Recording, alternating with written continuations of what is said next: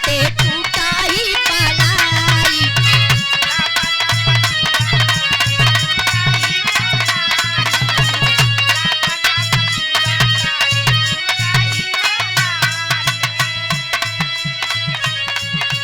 तोहरा के बुझात नइखे ओ भोले दानी।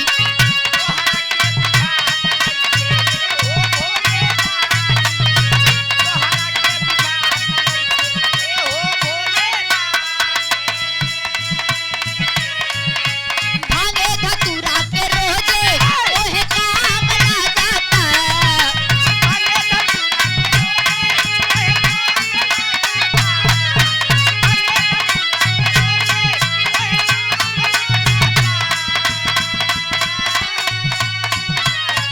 अरे भागे धतूरा के रोजे तोहे काम ला जाता।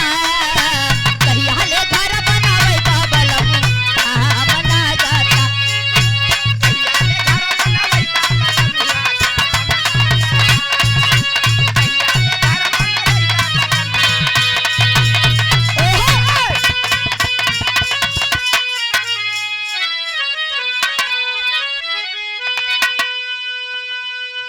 और कैसन बाड़े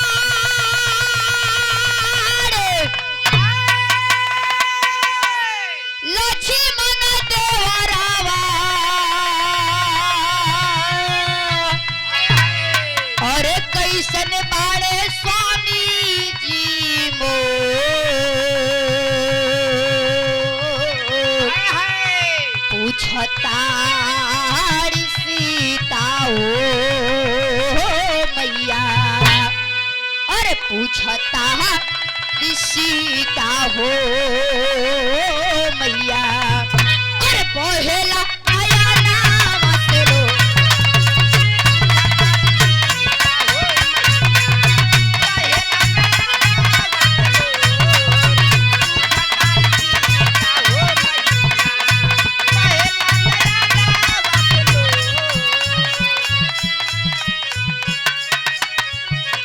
फूलचंद पटेल उस्ताद महमदपुर के धरती से आप बड़े बाबू के ओर से पुनः 1 से 1 रुपए का पुरस्कार चरणों में कोट को नमन बा आशीर्वाद की कामना लगी रहे। अरे कवन भइल अरे कवन भइल अरे कवन भइल हमरा से गलती। लेता नइखे सुधिया मोर। पूछतारी सीता हो मैया। अरे पूछतारी सीता हो मैया। अरे बहेला नया नाम से लो।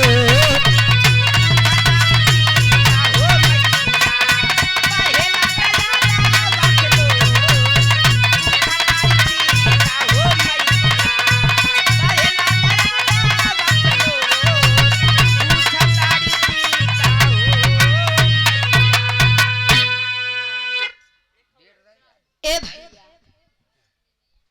आई उधर से बड़ा बढ़िया लोकगीत सुने के मिलल। सोहर गौबा सोहर ऐसे ना गावल जाला। सोहर पे लागेला मोहर और रहेला काका भैया। सोहर तवे गवाला जब आखत रखल जाला और आखत में रहेला का एक सूप में 10-12 किलो घुना हुआ चाउर और भाई एक थान रकम और भाई 10-20 हजार रुपया। तू लूटैया लगा का मर दे।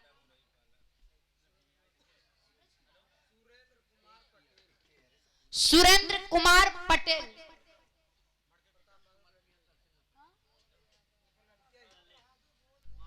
प्रताप बहादुर हमारे बड़े बाबू। हम दोनों गविया लोगों के मालिक। उनकी लड़की अच्छा उनके सपुत्र आप हमारे बड़े भैया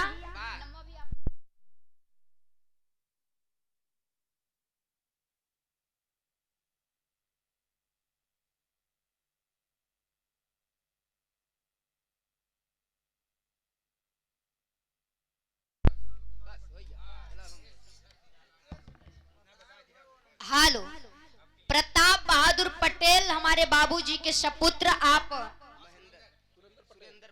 सुरेंद्र पटेल हमारे बड़े भैया आपके तरफ से पुनः 551 रुपए का पुरस्कार चाहिए। एक दिन यहाँ भैया बदे जोरदार ताली आप लोग बजा दें। क्या बात है, भगवान करे आपके अंधन ऐसे भरल रहे।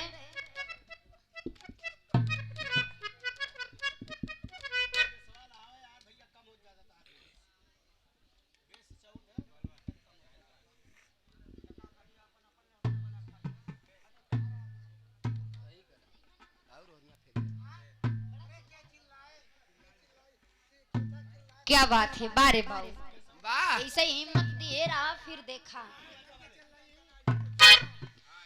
आई एक छोटा सा लोकगीत इधर से भी। आई मास्टर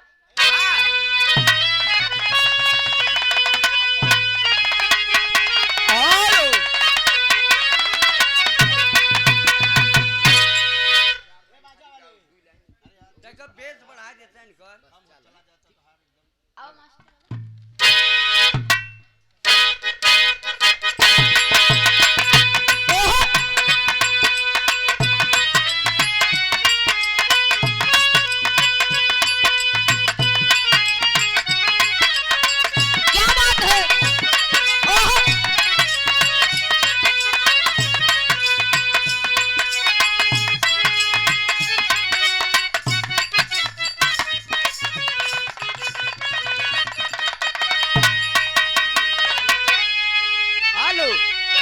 मास्टर बड़ा पुराना गीत बा लेकिन हाँ कैसे अरे आवेला बसंता उड़ेला गारदी रे मोरी देहिया भइला बापी गरहरदी हो मोरी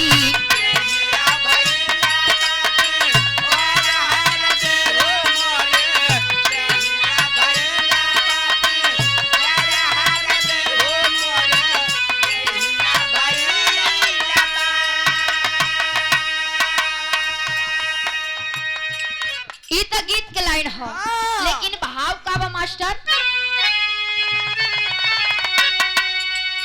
अरे करने तपस्या लागे भोला के उसी घरी होया के दादा रसानावा शिवला हरी होया के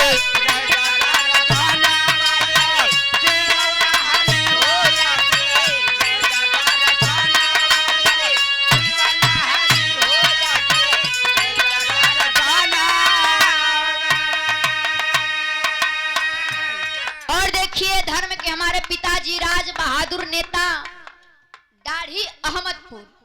क्या बात है, बाबूजी की ओर से पुनः 100 रुपया का पुरस्कार, चरणों में कोट को नमन बा आशीर्वाद की कामना। अरे बाबू एक समय के बाद रहल जौने बदखत बाबा भोलेनाथ का तपस्या असुर करत रहले।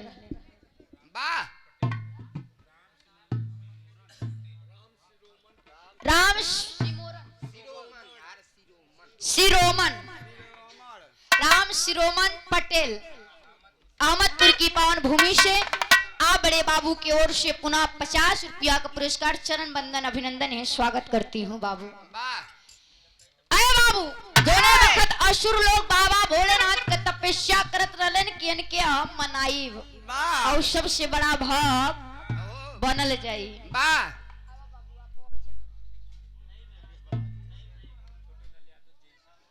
छोटे लाल यादव आप जेई साहब अहमदपुर की पावन भूमि से भगवान करे खोजापुर से। क्या बात है, भगवान करे कि आपके तरक्की में चांद चांद लगे। 1 से 1 रुपया दे के सम्मान के लिए चरण वंदन है अभिनंदन है। स्वागत करती हूँ बाबू।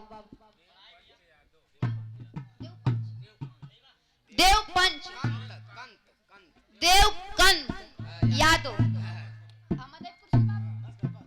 अहमदपुर के धरती से आपके तरफ से पुनः 1 से 1 रुपए का पुरस्कार आशीर्वाद की आकांक्षा है बाबू। अगर बोले बतियावे में हम गवैया लोगों से कतौ छूट जाए या चूक हो जाए या केहू का नाम ही बोले में गड़बड़ाई जाए। बा तो लगा जूता चप्पल से नहीं मारे। यदि पारी जैसे कि 100 रुपया देला तो 50 रुपया दई के ओके सुधरवा ले भैया। पहला पहला मुलाकात है, अब चमड़ा का जीव है कहीं न कहीं गलती कहले कि जे ज्यादा चलेला वही थकेला और जे ज्यादा बोलेला वही से कहीं वही मार खाला।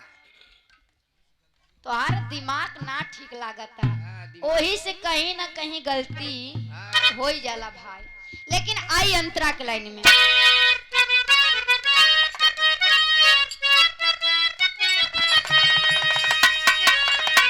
खुश भइले भोला आए असुर के समानावा।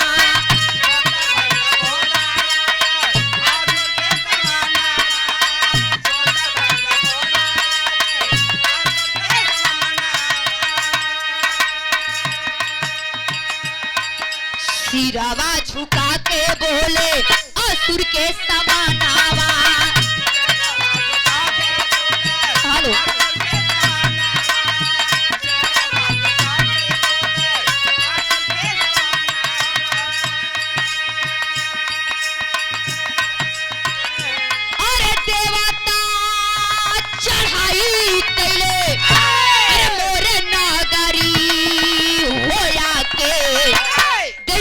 दारा सहनावा शिवा लहरी होया के।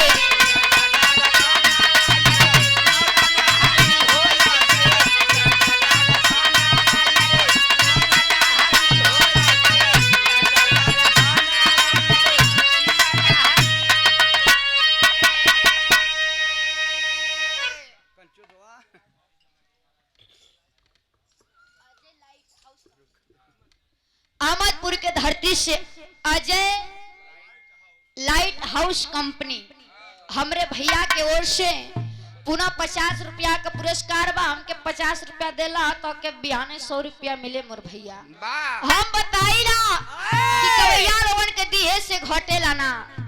केहू अगर हमके आज 100 रुपया दी तो बिहाने ओके 200 मिली, 500 देबा तो 1000 मिली बाबू। अरे बा और ना विश्वास हो तो आप लोग दे के देखा। जेके जेके ना विश्वास हो 10-5 बिस्सा लिख के देखा। पहले तू ही लिख दे भाई। अब हमारो रासत नहीं भवा भाई। देखा आन के सगुन बतावत हुआ लेकिन अपना ना लिखत ए भैया। जोने बखत बाबा भोलेनाथ असुर के तपस्या से खुश भइलेन। अरे वाह। तो असुर के पास आके आवाज दिलन कि बेटा मांग तू क्या मांगना चाहता है। लेकिन आवाज कैसी दिलन बाबू आई अंतरा से।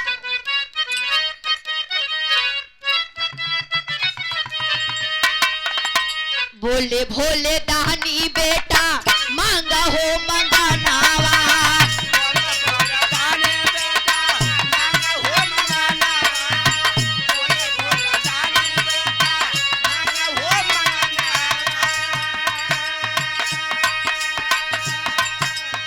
बोले असुर हमारे ओरी कराना तूफानावा।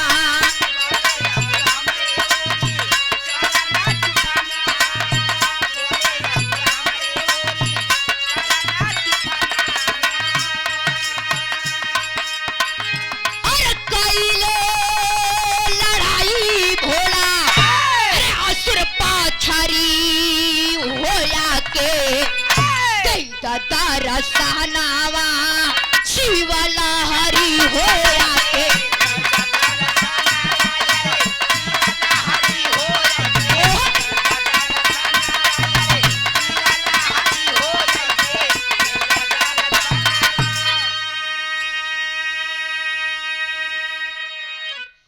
ए भैया आज समय कम बा वही में सोहर लहावे के तो मास्टर साहब तनी सोहर लगा के दा।